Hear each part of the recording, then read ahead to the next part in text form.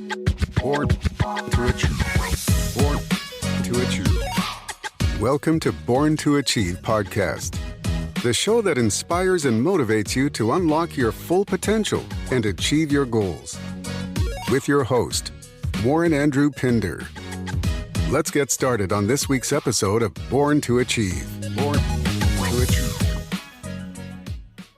I am born to achieve greatness, and so are you. On this episode of the Born to Achieve Greatness podcast, we have with us Mr. Dennis J. Henson. He is a powerhouse in real estate world with over 50 years of hands-on experience, a successful investor, teacher, business owner, best-selling author, and international speaker. Dennis has a proven track record of empowering others. Thanks to this guidance and expertise, many of his students have become some of Texas' most successful business owners. His books on business, self-improvement, and real estate are making a lasting impact, changing lives on one page at a time. Dennis, welcome. Well, thank you, Warren. I really appreciate you having me today.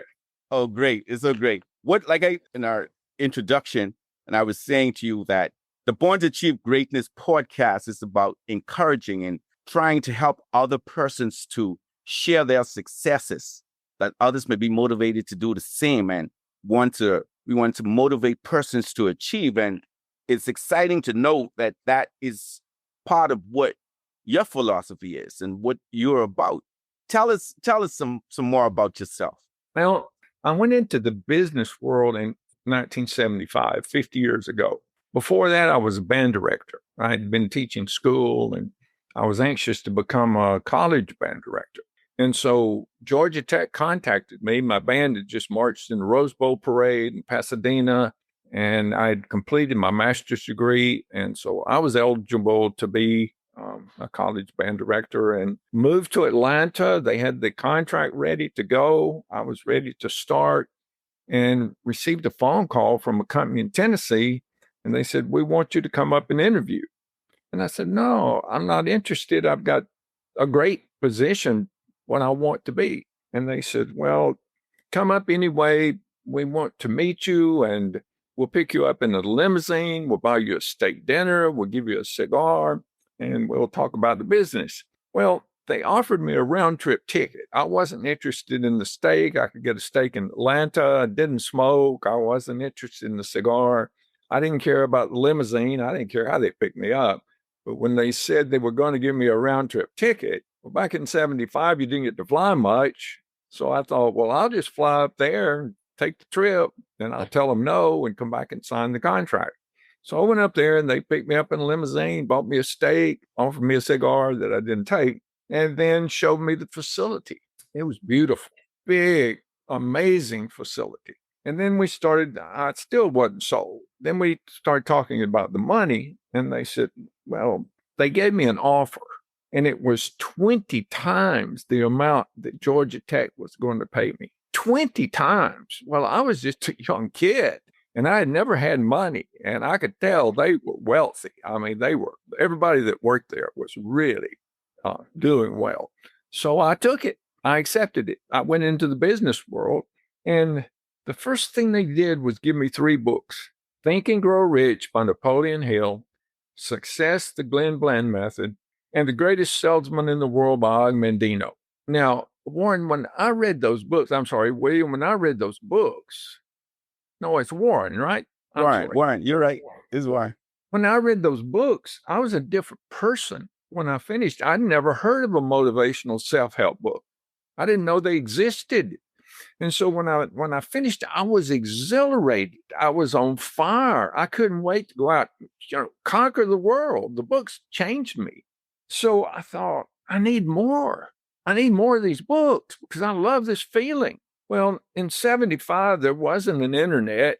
There wasn't a Google. If you wanted to find out something, you literally had to go talk with people or pick the phone up. And so you had to go search out successful people, which was a good thing to do. And then ask them, what are you reading? What kind of books have motivated you to get where you are? So one of the people I met was Jim Rohn. Now, back then, he wasn't famous. He had started speaking, but not a lot of people knew Jim Rohn in 1975. So and Jim gave me some advice. He said, you need to write everything down in a journal because you never know. You may need it again someday. So every time I found a great book, now maybe I read 50 books and I picked one out of the 50 and that really did well. And I kept a list of those powerful, wonderful books that really gave you that exhilaration.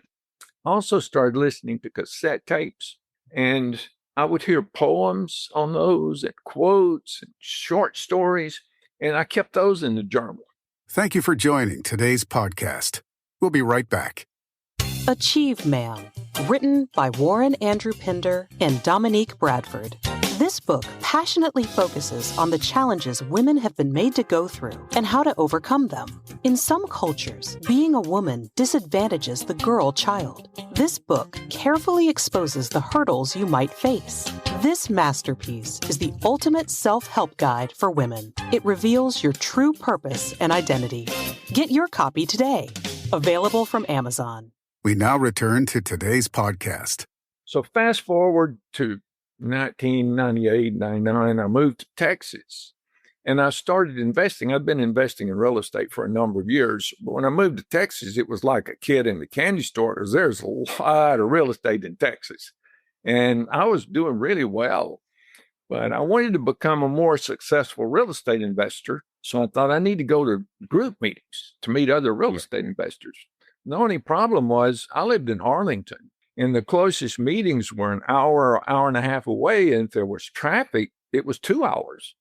So I thought, I'll start a meeting in Arlington. So I did, and it was very successful. I mean, people came from Fort Worth, they came from Dallas, they came from all over Texas to our meetings, and it grew and became really famous. So I thought, well, I'll start teaching the advanced classes so I'll learn. The best way to learn is through teaching. So I started teaching subject to and short sale, land trust, private money, probate. And so I'd say, all right, we're going to have an elite meeting next month. I'm going to teach probate. That gave me a month to learn everything there was to know about probate because I wasn't ready when I set the meeting up. You did it. But by the time it came, I was pretty much an expert on it because I'd spent a whole month studying. One day, one of the members came up and said, I'm about to retire and I want you to teach me, mentor me, and I'll pay you. And I said, well, I really don't have time. I got my real estate business. I have these meetings. I don't have time to do that. And he said, well, let's have lunch. So I said, okay. I told my wife, I'm not going to train him. So we went and had lunch. And after lunch, he reached into his pocket and pulled out a checkbook. He handed me the checkbook and he said, fill this in. And I said, do you mean the amount? And he said, yes. So I thought, okay, I'll get rid of him. I'll put a number here. And no, I hope you put $1 million there. Yeah, he's not going to pay it. So I gave it back to him and he took the check out and signed it and handed it back to me without even looking at the number. It wouldn't have mattered what I put. Wow. So that's when I started teaching. I started taking students and I had hundreds. I had them lined up because my students were super successful. I'd been reading success books and educational for 50 years. I knew this stuff and I knew how to teach them how to do it. So because of that, I got speaking engagements. People knew my students were doing well. So other real estate groups had me speak. I was speaking all over the country, going to expos, and podcasts were just getting started. So there was a real estate podcast and they had me on there and they said, Dennis, your students are exceptional. Why? What do you do that's different? I said, well, it's easy. I have them change their habits. If they can form success habits, they will become successful. And he said, okay, what's the number one success habit? And I said, they need to form the habit of reading something positive every day that leads them toward their goal. So after that podcast, I had a eureka moment because I was thinking, wouldn't it be great if there was some kind of a tool to help people form that habit? Then it doesn't matter what their goal is. It could be real estate, it could be law, it could be whatever the goal is. If they read something positive every day that moves them toward their goal, they'll get there a lot quicker. Then it hit me. I've been collecting these books and poems and short stories and quotes for 50 years. I can put them in a book and people can form the habit even if their schedule is tight. Because if they have a few seconds, they can read a quote. If they have 5 minutes between the meeting, they can read a poem. If they have 30 minutes, they can read a short story. And if they're at the airport and they have a 3-hour layover, they can read one of the books in the back. So they have no excuse. And the hardest part in forming a new habit is getting over the hump. Once the habit's formed, then it's easy. I mean, you just do it every day without thinking about it. So I thought, well, I've got all this together. I'll write this book and it'll take me a couple of months. That was in 2018. And I started working on it. I worked on it every day for 6 years. Wow. And it got published last year. And that's the Real Impact Daily Inspiration book that we're going to talk about today. And it is powerful. You just go to Amazon and read what people are saying about how it's changing, how it's helping them. And it has a 5-star rating. It's the #1 bestseller. So it's a really a great book. And I hope that everybody that's listening and you also use it to change your life. Thank you for joining today's podcast. We'll be right back. Achieve Man, written by Warren Andrew Pinder and Dominique Bradford. This book passionately focuses on the challenges women have been made to go through and how to overcome them. In some cultures, being a woman disadvantages the girl child. This book carefully exposes the hurdles you might face. This masterpiece is the ultimate self-help guide for women. It reveals your true purpose and identity. Get your copy today.